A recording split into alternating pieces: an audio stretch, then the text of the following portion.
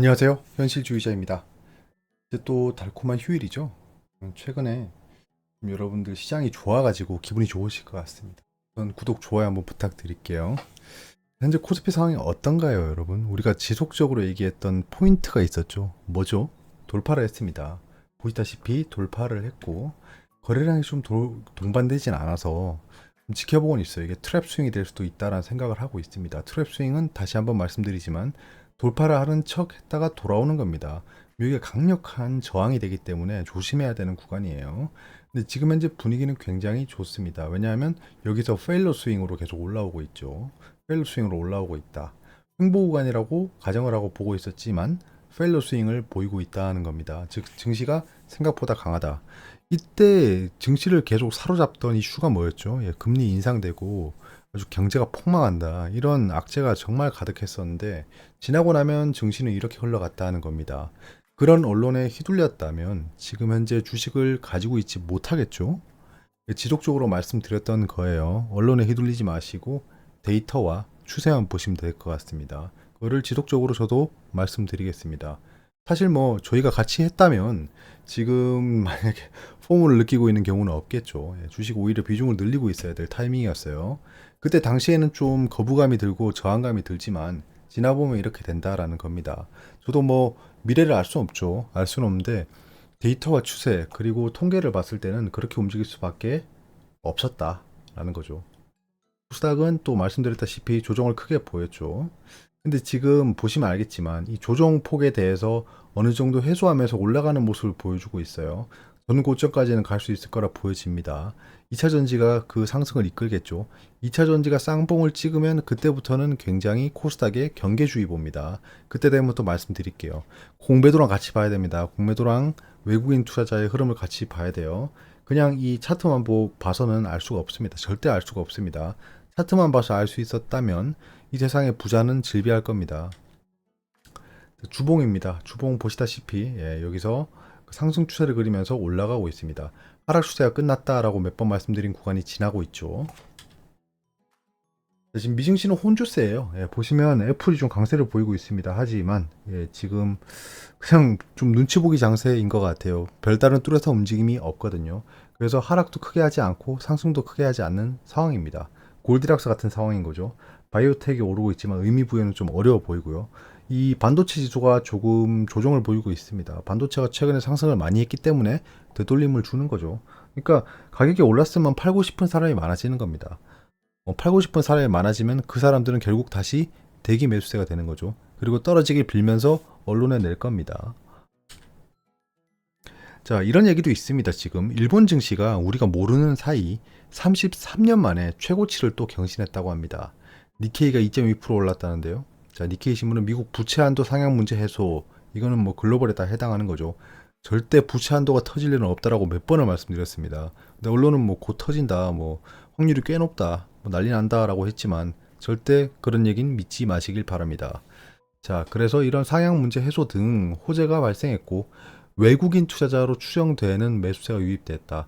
여러분, 증시에서 외국인 투자자가 샀는지 기관 투자자가 샀는지 못 보는 증시가 훨씬 많습니다. 우리나라 증시는 그래도 투명하게 볼 수 있는 상황이에요. 그걸 알고 이 기사를 읽으시면 무슨 말씀인지 바로 이해하실 겁니다.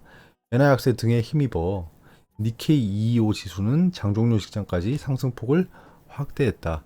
예전에 워런 버핏이가 얘기했던 거 기억나십니까? 자기는 대만도 매력적인 시장이라 생각하고 TSMC도 좋은 종목이라 생각하지만 일본 투자를 확대할 거다라고 했었죠. 그런 분위기랑 지금 같이 가고 있는 겁니다. 근데 뭐 워런 버핏의 버크셔 해스웨이는 이미 일본 주식을 다 샀을 거예요. 자, 그리고 요런 얘기도 있습니다. 저평가 해소 쟁걸음이다. 3년 내 코스피가 3620이 가능하다. 3년은 좀 너무 멀죠. 제가 봤을 때 분위기 타면 4천까지도 금방 갈 거라고 보여집니다. 4천이 뭐 꿈의 숫자가 아니에요. 지금 인플레이션부터 시작해서 기업들의 매출액, 이익 증가에 그리고 화폐 가치를 고려했을 때 4천 찍어도 다를 건 없습니다. 왜냐하면 지금 화폐 가치는 점점 떨어지고 있거든요. 자, 오는 12월부터 외국인 투자자들은 증권사에서 바로 계좌를 만들 수 있게 됩니다. 이거 1992년에 도입됐던 외국인 투자자 법이죠. 이 외국인이 투자하기 위해서는 당국의 허락을 받고 계좌를 개설할 수 있었는데 이제 바로 계좌를 만들 수 있게 된다라는 겁니다. 외국인들이 절차가 간단해지기 때문에 외국인 투자금이 더 들어올 수 있다라는 생각을 하고 있는 거죠. 거기에 증권가에선 자사주 소각, 적극적인 주주 환원 시 코스피가 다시 3천 고지를 밟을 수 있다고 전망한다 라고 하죠. 한투증권은 3년 안에 전체 물량이 소각된다면, 자사주 소각이 된다면 코스피가 이론상 3,620은 될 수 있다고 분석했다라고 하죠. 전 동의합니다. 전 4천까지 갈 수 있다고 보고 있기 때문에요. 예전에도 4천 간다라고 말씀드렸는데 갑자기 악재가 발생해서 지금 주춤하고 있지만 추세 자체는 4천을 넘어도 이상할 게 없다라는 겁니다. 그거는 화폐가 풀린 양을 보시면 알 것 같아요. 화폐가 2배 이상이 풀렸는데 증시가 2배 이상 올라가지 못할 이유는 없습니다. 그건 등가 가치를 생각해 봐야 되는 거예요. 증시가 4천을 찍었다고 그 증시 자체가 부자가 된 게 아니라 화폐 가치에 맞게 움직인 거예요. 그거를 한번 생각해 봐야 될 것 같습니다. 이런 얘기도 있습니다. 요거는 좀 단이에요. 단, 부정적 전망이 108곳으로 압도하고 있다. 신용 강등이 쏟아지나 라는 얘기가 있어요. 지금 신평사가 신용 등급을 평가했는데요. 부정적으로 평가한 곳이 108곳으로 늘었어요. 이러면 약간 요게 블랙스완입니다. 증시에 안 좋은 영향을 끼칠 수 있어요. 이게 하향을 보시면 휴비스, LG 디스플레이, SK증권, 바로저축은행 등 이 15개사가 보이죠. 하향한다라고 합니다.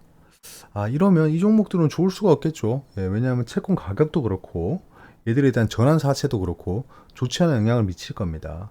근데 그 반면 상향에 있는 종목들은 좀 지켜봐야겠죠. 제가 가지고 있는 종목들도 좀 많이 보이네요. 요런 악재들이 좀 있으니까 상승을 하더라도 분명히 조정이 있고 하락이 있고 상승이 있고 왔다 갔다 하는 겁니다.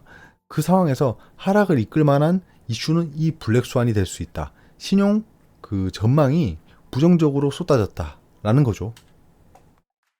시장은 우상향 전망을 하고 있습니다. 최고 지점이 되면 언급을 해드릴게요. 항상 최고 지점쯤이 되면 말씀을 드렸던 것 같습니다. 그건 전부 다 데이터와 추세 그리고 제 경험, 분석력이겠죠. 그런 것들을 지속적으로 말씀드릴 테니까 성공적인 투자를 할 수 있도록 여러분들에게 정보를 제공해 드리도록 하겠습니다. 휴일 잘 보내시고요. 또 휴일 쉬고 나서 증시가 열리기 때문에 그때 정보를 가지고 찾아뵙도록 하겠습니다. 감사합니다.